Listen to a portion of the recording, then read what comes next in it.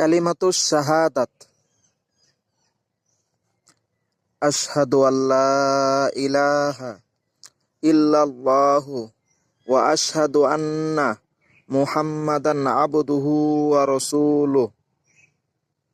কালিমাতুশ শাহাদাতের অর্থ হচ্ছে, আমি সাক্ষ্য দিতেছি যে আল্লাহ তাআলা ব্যতীত ইবাদতের উপযুক্ত আর কোনো মাবুদ নেই।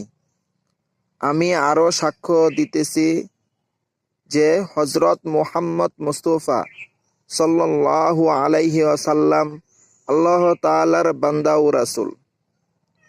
কালিমাতুশ শাহাদাত দিয়ে আমরা বুঝতে পেরেছি, কালিমাতুশ শাহাদাতের অর্থ দ্বারা আমরা বুঝতে পেরেছি যে একমাত্র আল্লাহ তাআলাই ইবাদতের উপযুক্ত, আর কোনো ইবাদতের উপযুক্ত কেউ নেই।